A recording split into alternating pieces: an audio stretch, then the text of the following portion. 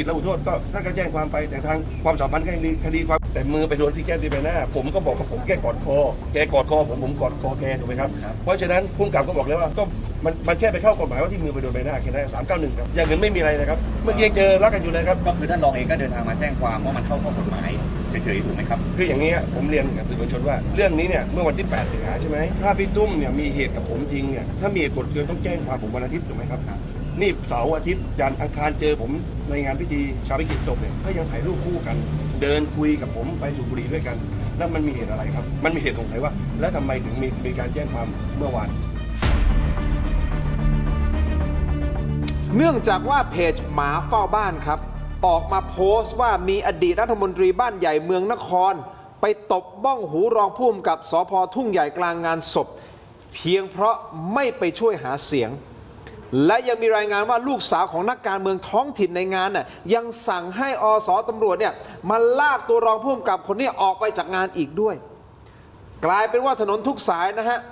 อาจารย์ศิโรจน์คุณเทพไทยพุ่งเป้าไปที่คุณชัยชนะเดชเดโชสสบัญชีรายชื่อรองหัวหน้าพรรคประชาธิปัตย์และท่านเป็นอดีตรัฐมนตรีช่วยว่าการกระทรวงสาธารณสุขทันทีแต่ทางคุณชัยชนะออกมาปฏิเสธยืนยันเสียงแข็งว่าข่าวนี้ไม่จริงฮะตนและรองผู้กำกับเนี่ยเคารพนับถือกันมานานภรรยาของรองผู้กำกับก็เป็นญาติกันซึ่งในช่วงแรกตัวรองผู้กำกับก็อ้ำอึ้งนะปฏิเสธกับผู้บังคับบัญชาบอกโอ้ยไม่มีอะไรครับท่านไม่มีอะไรครับพี่เป็นเพียงการหยอกล้อกันไม่มีอะไรไม่มีการทำร้ายอะไรกันแต่พอเรื่องนี้ไปถึงหูผบ.ตร.ท่านบิ๊กตายนะฮะท่านก็สั่งการให้ตรวจสอบเหตุการณ์โดยด่วนปรากฏว่าทางด้านของผู้กำกับก็ไปเตือนสติรองผู้กำกับท่านนี้แหละบอกเฮ้ยเอ็งอะคิดดีๆนะถ้าให้การไม่ตรงความจริงเนี่ยเดี๋ยวตัวเองนั่นแหละจะเดือดร้อนเท่านั้นแหละครับรองผู้กำกับรับสารภาพเลยบอกว่าถูกตบเข้าไปที่แก้มซ้ายใกล้กับปาก1 ทีจริงก็เลยแจ้งความดำเนินคดีนะฮะข้อหาทำร้ายร่างกายแต่เนื่องจากว่าไม่ได้รับบาดเจ็บอะไรมากนะก็เป็นละหูโทษนะอาจารย์นะครับเรื่องนี้กลายเป็นประเด็นสะเทือนถึงศักดิ์ศรีของตำรวจฟังแล้วเอางี้ก่อนคุณเทพไทยก่อนนะนี่พื้นที่เขาแล้วโจทย์เก่าเขาด้วยเอ้าเหรอโจทย์เก่าเขาด้วยคุณชัยชนะโจทย์เก่าคุณเหรอแสดงว่าวันนี้คุณต้องวิเคราะห์แบบเป็นกลางพรรคเก่าผมเคยอยู่พรรคนี้คุณไม่ได้เป็นโจทย์อะไรคุณรู้เบื้องลึกเบื้องหลังในเรื่องนี้ไหมรู้จักใครคุณชัยชนะเดชเดโชรู้จักทั้งโคตรโอ้โหรู้จักขนาดนั้นเลยรู้จักหมดคนนครศรีธรรมราชนะถ้ายิ่งจะเป็นครอบครัวนักการเมืองเนี่ยผมรู้จักหมดอยู่แล้วถ้าอย่างนี้ท่านชัยชนะบอกว่าหยอกล้อกันรองผู้กำกับตอนแรกก็บอกว่าหยอกล้อกันแต่สุดท้ายมาเปลี่ยนแล้วไปแจ้งความบอกว่าโดนทำร้ายร่างกายคือที่ผมมีเบื้องลึกเบื้องหลังข้อสังเกตหรือมีข้อสงสัยก็คือว่าเรื่องนี้เนี่ยมันเกิดขึ้นตั้งแต่คืนวันที่8ครับแล้วก็ในงานศพของแม่นายกเทศบาลปลิกนี่แหละเป็นงานใหญ่ผมก็ดูข่าวอยู่ว่าเป็นงานใหญ่ครับแล้วก็มีข่าวเนี่ยออกมาสื่อในพื้นที่เนี่ยส่งข่าวมาข้าพิมพ์ข่าวส่งมาครับแล้วผมก็บอกส่งไหมผมทำไมผมได้กองบก.กูมาส่งเลยผมจะทำไงคุณเป็นนักวิเคราะห์การเมืองอิสระเนี่ยคุณก็ต้องรับทราบมันก็ต้องส่งไปที่สำนักข่าวต่างๆนักข่าวบอกไม่กล้าส่งทำไมเพราะว่า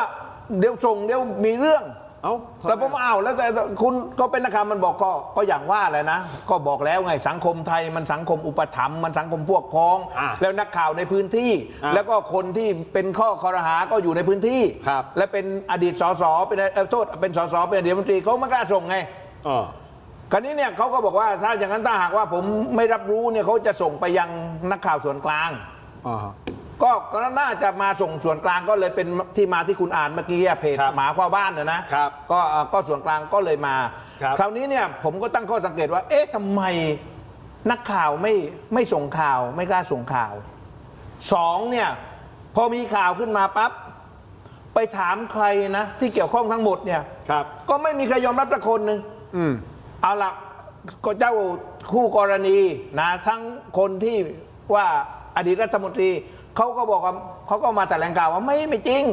พอไปถามไอ้รองผู้กำกับที่โดนก็บอกไม่มีอะไรพอไปถามผู้กำกับเจ้าของพื้นที่ผู้กำกับก็ไม่เห็นข่าวอะไรไม่มีปกติมันอะไรวะผมก็บอกโอเคคงจบแล้วมั้งคือถ้าหากว่าคิดตามภาษาทั่วไปเขาคิดว่าเป่าแล้วมั้งเป่าคดีแล้วอะไรตำนองเงี้ยนะครับพอหลังจากนั้นมีเพจข่าวของสำนักงานตำรวจแห่งชาติ บอกว่าพบตรไม่ยอมต้องเอาเรื่องเพราะมันการหมิ่นศักดิ์ศรี ครับ พอหลังจากนั้นมากลับตลปัดไอ้รองผู้กำกับไปแจ้งความ อ้าวผมว่าแล้วอย่างนี้เนี่ยแสดงว่าระบบเขาเรียกระบบการความยุติธรรมเนี่ยมันพลิกไปพลิกมามันอย่างนี้เหรอมันยังไงอะเนี่ย มันขึ้นอยู่ที่ข้างบนสั่งลงมาเหรอว่าเฮ้ยไม่ได้นะอย่างนี้เหรอ อย่างนี้เหรอ คุณกำลังจะพูดเหรอ ผมกำลังจะว่ามันเป็นอะไรแล้วถ้ามันไม่ตรงไปตรงมาวะไอ้ผมเนี่ยเป็นนักวิเคราะห์การเมืองที่มันตรงไปตรงมันไม่ เพราะตอนแรกไม่มี ผมก็หลงเชื่อไปแล้วว่าไม่มี แล้วอยู่ดีๆมามี แล้วพออยู่ๆว่ามีแล้วก็ไอ้คนที่บอกว่าไม่มีกลับไปแจ้งความ ว่าโดนไอ้อย่างนี้แล้วคุณเป็นถึงรองผู้กำกับอ๋อตายแล้วอย่างนี้บ้านเมือง มันลมเพลลมพัดได้ยังไงอ่ะ เอาอย่างนี้ตำรวจนะฮะภูธรจังหวัดนครศรีธรรมราชออกเอกสารประชาสัมพันธ์นะครับไปยังบุคคลที่อยู่ในเหตุการณ์ขอภาพถ่ายหรือคลิปในวันเกิดเหตุเพื่อใช้ประกอบเป็นหลักฐานในการสืบสวนสอบสวนคดีอาจารย์ศิโรจน์นั่นหมายความว่าที่คุณเทพไทยพูดก็มีเหตุผลในการรับฟังนะว่าตอนแรกมันไม่มีตอนหลังทำไมพอผบตรสั่งลงมาเฮ้ยคุณต้องไปจัดการให้เอาข้อเท็จจริงว่าเป็นยังไงข้อเท็จจริงก็คือข้อเท็จจริงถูกต้องไหมฮะแล้วอยู่ดีๆจากไม่มีกลายเป็นมีแล้วตอนนี้ก็ประชาสัมพันธ์ว่าขอคลิปเหตุการณ์เพื่อที่จะเอามาประกอบว่าตกลงมันมีใช่ไหมหรือไม่มีใช่ไหมเพราะฉะนั้นเรื่องนี้มันต้องอยู่ที่หลักฐานใช่ไหมก็มันก็อยู่ที่หลักฐานแล้ววันนี้หลักฐานก็คือคนตบเขายืนยันแล้วว่าเขาโดนตบนะครับเมื่อคนตบยืนยันว่าโดนตบผมว่าหลักฐานมันก็ครบแล้วที่เหลือก็คือการหาหลักฐานมายืนยันว่าพฤติกรรมการตบเนี่ยมันรุนแรงขนาดไหนมันร้ายแรงขนาดไหนนะครับแต่ว่าวันนี้นะครับผมว่าเราเห็นภาพแล้วว่าเรื่องนี้ประเด็นไม่ใช่เรื่องของการตบตำรวจหรอกประเด็นคือเรื่องของนักการเมืองบ้านใหญ่นะครับในพื้นที่ที่มีอิทธิพลเนี่ยเขาใหญ่เขากลางนะครับแล้วเขาสามารถทำอะไรก็ได้แล้วเรื่องแบบนี้มันมีทุกจุดในประเทศไทยมันไม่ได้มีแค่นครศรีธรรมราชหรอกครับไปไล่ดูจังหวัดใหญ่ๆที่มีบ้านใหญ่เนี่ยมีปัญหาอย่างนี้ทั้งนั้นตำรวจกลายเป็นเหมือนกับคนรับใช้ของนักการเมืองแนวผู้มีอิทธิพลแนวนายกอบจแนวรัฐมนตรีแนวตระกูลการเมือง7ชั่วโคตรเนี่ยคุณทินไปดูจังหวัดไหนที่มีบ้านใหญ่มันเกิดปัญหาแบบนี้หมดเพราะคนพวกนี้พอเป็นนักการเมืองนานเข้าคิดว่าตัวเองเป็นเหมือนกับจักรพรรดิของจังหวัดแต่ไม่ได้บอกว่าเคสนี้ใช่ไหมทุกเคสบ้านใหญ่ทั่วไปใช่ไหมทุกเคสบ้านใหญ่มันเป็นอย่างนี้มันเป็นปัญหาที่มันเป็นอย่างนี้เหมือนกันหมดวันนี้นะครับผมก็ต้องวิงวอนสำนักงานตำรวจแห่งชาติว่าวันนี้นะครับตำรวจที่โดนตบเขายืนยันแล้วว่าเขาโดนตบนะครับท่านก็ต้องปกป้องศักดิ์ศรีของตำรวจและปกป้องศักดิ์ศรีของประชาชนว่าอย่าให้ใครคนใดคนหนึ่งเนี่ยทำตัวเป็นอันธพาลถ้าวันใดวันหนึ่งตำรวจโดนตบได้โดยนักการเมืองโดยใครก็ตามในประชาชนธรรมดาอย่างเราก็โดนตบได้ใช่ไหมนักการเมืองถ้ากล้าตบคนระดับรองผู้กำกับได้เนี่ยแล้วเขาจะไม่กล้าตบประชาชนนะครับวันนี้สิ่งที่น่าเจ็บปวดคือตำรวจท่านแรกท่านที่ท่านโดนตบเนี่ยตอนแรกท่านไม่กล้าแจ้งความอันนั้นคือความกลัวอิทธิพลของนักการเมืองเพราะฉะนั้นอาจารย์ศิโรจน์เชื่อเวอร์ชัน2มากกว่าว่าคนตบเขายืนยันเองแล้วใช่ไหมครับแล้วเราเห็นมานักต่อนักแล้วประเภทแบบคนที่เป็นข้าราชการคนที่เป็นประชาชนไม่ว่าพื้นที่ไหนก็ตามเวลาโดนนักการเมืองข่มเหงเนี่ยช็อตแรกเขาไม่กล้าโวยวายหรอกเพราะนักการเมืองเป็นเพื่อนกับรัฐมนตรีเป็นกรรมาธิการนะครับคุมกำนันคุมผู้ใหญ่บ้านไปไหนมาไหนมีมือปืนเดินตามไปหมดตำรวจก็รู้ว่าประเทศไทยวันนี้เป็นอย่างนี้มันเป็นประเทศที่มีคนที่อยู่เหนือกฎหมายแล้วคนอยู่เหนือกฎหมายมีทั้งข้าราชการสีเทาแล้วก็นักการเมืองสีเทาตำรวจเขาก็ไม่กล้าสู้เพราะฉะนั้นวันนี้สำนักงานตำรวจแห่งชาติต้องปกป้องตำรวจคนนี้ยิ่งกว่าชีวิตต้องให้เขาปกป้องศักดิ์ศรีของตำรวจและปกป้องศักดิ์ศรีคนไทยอย่าปล่อยให้ใครคนใดคนหนึ่งนะครับเหิมเกริมตบหน้าตำรวจซึ่งในกรณีคือการตบหน้าคนไทยถ้ารองผู้กำกับถูกตบหน้าตามใจชอบได้ชาวบ้านทุกคนโดนตบได้หมดนะครับรายงานข่าวบอกว่าเหตุผลของการตบคือเนื่องจากไม่พอใจว่าไม่ไปช่วยหาเสียงผมถามจริงๆครับว่าตำรวจมีหน้าที่ไปช่วยหาเสียงหรืออะไรยังไงผมไม่แน่ใจแล้วถามอาจารย์ศิโรจน์ก่อนแล้วไปที่คุณเทพไทยตำรวจไม่มีหน้าที่หาเสียงไม่มีหน้าที่แต่ตามรายงานข่าวนะไม่รู้เท็จจริงไงแต่ตามรายงานข่าวบอกไม่พอใจทำไมไม่ไปช่วยผมหาก็นี่คือปัญหาพวกตระกูลการเมืองบ้านใหญ่ไงคิดว่าตำรวจเป็นลูกน้องตัวเองคิดว่าเป็นผู้ว่าเป็นลูกน้องตัวเองคิดว่านายอำเภอเป็นลูกน้องตัวเองคิดว่ากำนันผู้ใหญ่บ้านเป็นลูกน้องตัวเองพวกนักการเมืองบ้านใหญ่เนี่ยขอโทษนะครับสันดานแบบนี้ทุกพื้นที่ส่วนใหญ่จะเป็นแบบนี้นะครับเห็นตำรวจปุ๊บไอ้นี่เด็กกูเห็นนายอำเภอไอ้นี่เด็กกูเห็นผู้กำกับไอ้นี่เด็กกูเห็นผู้บังคับการไอ้นี่เด็กกูนะครับบางจังหวัดเนี่ยนะครับเป็นนายกอบจเป็นสสกัน7ชั่วโคตรนะครับตำรวจถูกแต่งตั้งเข้าไปผู้กำกับถูกแต่งตั้งเข้าไปผู้บังคับการถูกแต่งตั้งเข้าไปเนี่ยต้องไปสวามิภักดิ์ต้องไปถวายตัวกับพวกนักการเมืองซึ่งบางครั้งเป็นฝ่ายค้านแล้วไม่มีอำนาจอะไรเลยนั่นแหละคือปัญหา ตำรวจเนี่ยอยู่ได้ด้วยเงินภาษีประชาชนไม่ได้เป็นขี้ข้าของนักการเมืองเพราะฉะนั้นนักการเมืองที่เป็นบ้านใหญ่เนี่ยนะครับชอบคิดว่าตัวเองเป็นนายของตำรวจแล้วก็ใช้ตำรวจเป็นเครื่องไม้เครื่องมือของตัวเองเหตุผลง่ายมากผมว่านักการเมืองบ้านใหญ่จำนวนหนึ่งนะครับเป็นนักการเมืองที่ใช้เงินทำงานแล้วเมื่อคุณใช้เงินทำงานเนี่ยเงินที่คุณเอามาทำงานคือเงินสกปรกเงินสกปรกมาจากไหนมาจากบ่อนพนันนะครับมาจากการรีดไถนะครับมาจากการค้ายามาจากการค้าผู้หญิงการค้ามนุษย์เพราะฉะนั้นถ้าคุณคุมตำรวจได้แปลว่าคุณจะค้ายาค้าผู้หญิงค้ามนุษย์ทำบ่อนยังไงก็ตามคุณรอดหมดเพราะฉะนั้นนักการเมืองสกปรกนักการเมืองบ้านใหญ่พวกนี้ก็จะไปหาตำรวจที่ขายประเทศให้กับคนสีเทานะครับแล้วก็จะคิดว่าตำรวจทุกคนต้องเป็นลูกน้องของตัวเอง คุณเทพไทยคิดเห็นเนี่ย เป็นเรื่องปกติของข้าราชการหาเสียง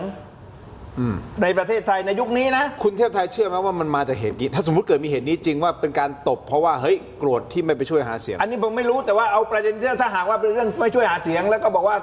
ข้าราชการไม่ใช่มีหน้าที่หาเสียงเนี่ยถูกในเขาเรียกในนิตินัยไม่มีหน้าที่หาเสียง แต่ในยุคนี้นะข้าราชการคือหัวคะแนนชั้นดี หาเสียงทั้งนั้นตำรวจ ฮะ อยู่ที่ว่าใครพามาข้าราชการปกครอง คุณไปดูดิผู้ว่าแม่งคุณจะมีไอ้ลายหลุดอะช่วยสีน้ำเงินด้วยอะคุณมาทั้งนั้น แล้วยิ่งการโยกย้ายแต่งตั้งผู้ว่าราชการจังหวัดรอบที่ผ่านมาเนี่ย80%นะทำลายระบบคุณธรรมทำลายระบบอาวุโสเอาอย่างเดียวก็คือว่าใครสนองนโยบายฝ่ายการเมืองทำพื้นที่ได้ขึ้นเลยไม่ว่าจังหวัดไหน คุณเป็นรองจังหวัดไหนขึ้นจังหวัดนั้นเลย ไม่ต้องไต่ลำดับจากจังหวัดเล็กไปจังหวัดกลางจังหวัดใหญ่ อันนี้คุณว่าอาจจะไหมหาเสียงแล้วผมพูดเลยบางจังหวัดนะผู้ว่าเนี่ยแหละผมเฉพาะเจาะจงเลยหิ้วกระสุนไปยิงให้กับผู้สมัครบางพรรคไปทำไปเรียกกำนันผู้ใหญ่บ้านเรียกอะไรมันหมดอย่าว่าตำรวจไปถึงอสมอพปรผู้ช่วยผู้ใหญ่บ้านมันใช้เป็นกลไกทางการเมืองหมดคุณเพราะฉะนั้นในกรณีนี้ถ้าสมมุติว่ามันจะมาจากเรื่องนี้นะมันก็เป็นไปได้ว่าโอเคเขาบอกเขาเป็นญาติกันนี่เขาเป็นญาติกันเป็นพวกกันมากันอะไรเนี่ย เขาบอกภรรยาเป็นญาติ เนี่ยก็เป็นเครือญาติกันเนี่ยแล้วไม่ช่วยเขาเนี่ยเขาก็อาจจะเคืองไงเพราะเป็นญาติกันไงแต่ว่าพอคุณมาถามว่าข้าราชการเนี่ยมีไหมในการรับใช้นักการเมืองเนี่ย โอเค โถ่เอ้ยทั้งประเทศคุณ เทพไทยบอกว่ารู้จักคุณชัยชนะดีถูกต้องไหมฮะ รู้จักไม่รู้จัก เขาเป็นคนยังไงทำเขาอุปนิสัย ก็ ผ เป็น มไม่เคยเจอท่านนะแค่ผ่านสื่อเฉยๆนะฮะ ก็เป็นคนรุ่นใหม่ คนรุ่นใหม่ มาแรง ไฟแรงแต่ว่าเขาเรียกว่าอะไรอ่ะแข็งกล้าวอ่ะเขาแข็งกล้าวบุคคลโดยบุคลิกเขานะโผงผาง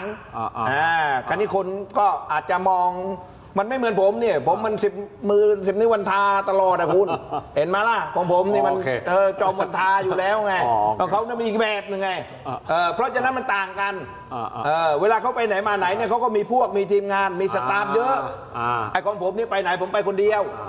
เพราะหนึ่งผมว่าเวลาไปงานไปการเนี่ยไม่ต้องเปลืองข้าวเพราะผมกินคนเดียวสองเวลามีเรื่องมีราวผมก็วิ่งคนเดียวไม่ต้องเผื่อใครใส่เกียร์หมาวิ่งเลย ทุกอย่างคนเดียวหมดนะ คนเดียวหมด